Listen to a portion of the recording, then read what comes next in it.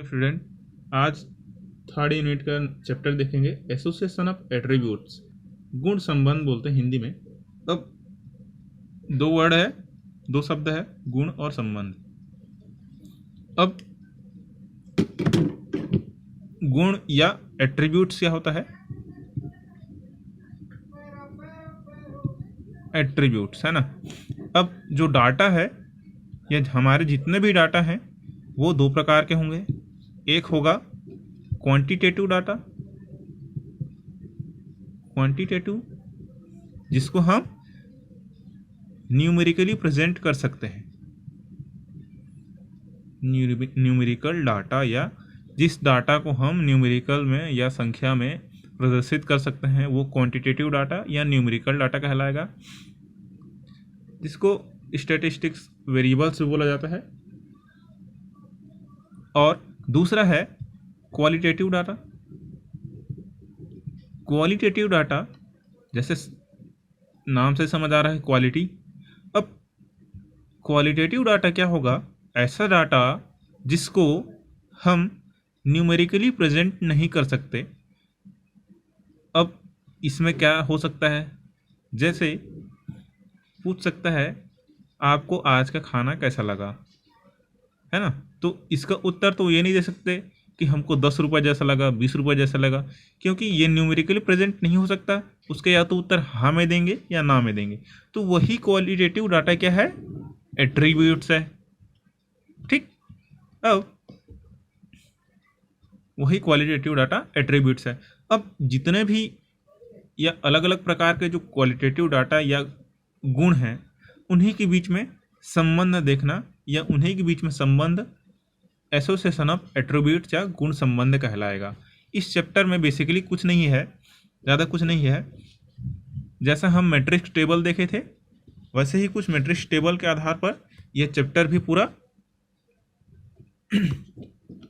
रहेगा। तो एक मैट्रिक्स टेबल बनाता हूं मैं, उसी के आधार पर बताऊंगा आगे आपको। 9 स्क्वायर टेबल बोलते हैं या फिर इसको 9 वर्ग सारणी। अब इसको 2-3 आधार पर रिप्रेजेंट किया जाता है। जैसे ए यहाँ रहेगा, बी यहाँ रहेगा, यहाँ अल्फा रहेगा, यहाँ बीटा रहेगा, और ये क्या कहलाएगा? जैसे जितने कैपिटल में लिखे जाएंगे वो सारे पॉजिटिव डेटा होंगे। पॉजिटिव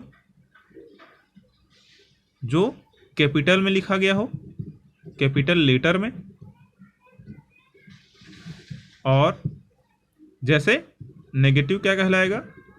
जो अल्फा हो, बीटा हो, गामा हो। हमारे में 2 एट्रीब्यूट्स है सिलेबस में, तो हमको इतने ही की ही जरूरत पड़ेगा, है ना। अब इसको स्मॉल ए स्मॉल बी भी लिख सकते हैं, स्मॉल सी भी लिख सकते हैं, लेकिन अधिकतम यही लिखा जाता है। अब ये जो होता है आखिरी वाला कॉलम वो टोटल का होता है।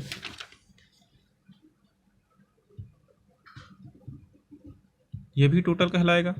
अब ए और बी का यहाँ आएगा और यहाँ अल्फा और बी का आएगा, यहाँ ए और बीटा का ये आ जाएगा अल्फा और बीटा।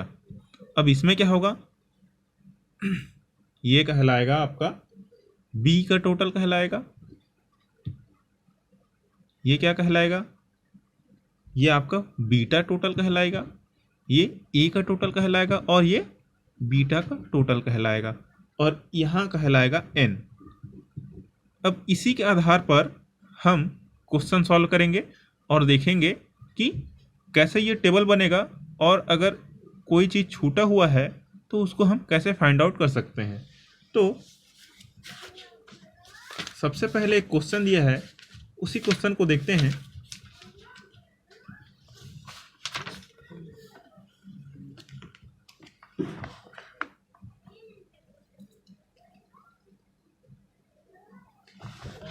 एक साधारण सा क्वेश्चन है, एकदम सिंपल क्वेश्चन है कि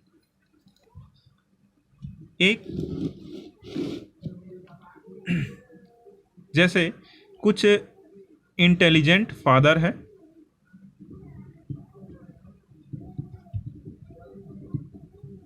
और इंटेलिजेंट सन, और अब इसका अपोजिट क्या होगा देखिए, जैसे इंटेलिजेंट है, इंटेलिजेंट में क्या आ जाएंगे, ए आ जाएंगे और बी आ जाएंगे। अब इंटेलिजेंट के क्या होगा, डल होगा, ठीक है, तो डल फादर भी हो सकते हैं। तो ऐसे कुछ नंबर दिया होगा।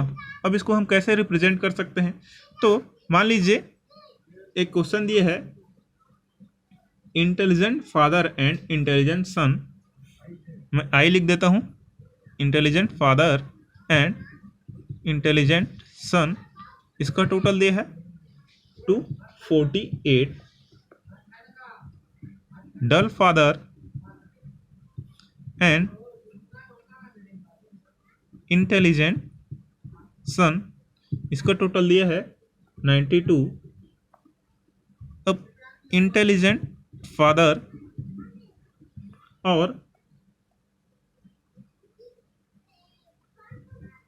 डल सन, ये दिया है 81। अब यहाँ एक चीज और दिया है, डल फादर और डल सन, क्या दिया है 579। अब मैं क्या बोला, जो पॉजिटिव है उसको हमको कैपिटल ए या कैपिटल ए, कैपिटल बी या कैपिटल लेटर में लेना है। अब हम जो मैट्रिक्स टेबल बनाएंगे वो कैसे बनेगा, अब ये हमारे पास एक क्वेश्चन है मान लीजिए, अब इसको हम आगे कैसे करेंगे, इसमें पूछा गया है कि ए का वैल्यू क्या होगा, बी का वैल्यू क्या होगा और अल्फा का वैल्यू क्या होगा और बीटा का वैल्यू क्या होगा, ठीक है। तो आगे सॉल्व करते हैं।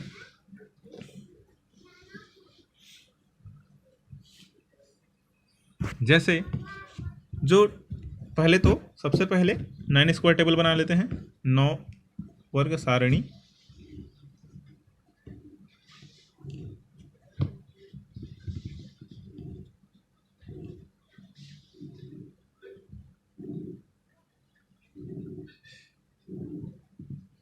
अब मैं क्या लिखा, मान लीजिए जो इंटेलिजेंट फादर हैं उसको मैं क्या मान के चला, ए मान के चला, है ना, तो ऑटोमेटिकली क्या हो जाएगा, डल फादर क्या हो जाएगा, अल्फा हो जाएगा। वैसे ही अब इंटेलिजेंट जो सन है उसको मैं बी मान के चला, तो डल सन होंगे वो क्या हो जाएंगे, वो बीटा हो जाएंगे। तो ऐसे ही टेबल बनेगा, ए अल्फा, बी और बीटा, ये आ जाएगा टोटल, ये आ जाएगा टोटल। अब ऊपर में क्या दिया है, इंटेलिजेंट फादर एंड इंटेलिजेंट सन 248। देखिए इंटेलिजेंट फादर कौन सा है, ए है, इंटेलिजेंट सन कौन सा है, बी है। अब यहाँ इन दोनों का टोटल दिया है 248, यहाँ लिख दिए चुपचाप। और dull father and intelligent son, dull father के लिए क्या लिए हम, अल्फा लिए हैं, डल फादर और इंटेलिजेंट सन के लिए बी है, तो अल्फा और बी, इसका टोटल कितना हो जाएगा 92। अब intelligent father and dull son, intelligent father कौन सा है, ये वाला कॉलम है, तो इंटेलिजेंट फादर इधर आएगा। डल सन मतलब बी है, इंटेलिजेंट सन का, इंटेलिजेंट का उल्टा डल होता है, तो ये यहाँ जाएगा 81। ध्यान रखिएगा जो कैपिटल लेटर में दिया हुआ है ए या बी वो पॉजिटिव के लिए रहेगा, और जो अल्फा या बीटा में रहेगा वो नेगेटिव के लिए रहेगा। तो यहाँ तक तो पूरा हो गया। लास्ट है dull father and dull son. Dull father and dull son के लिए, डल फादर का हो गया, डल सन का हो गया, 579। अब 579 करेंगे तो क्या आएगा हमारा, 0 टोटल कर लेंगे, ए का टोटल कर लेंगे, सॉरी ये बी का टोटल हो जाएगा, इधर ए का टोटल हो जाएगा 0 और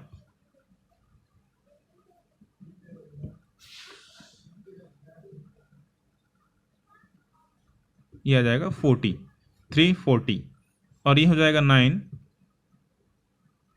2 3 29।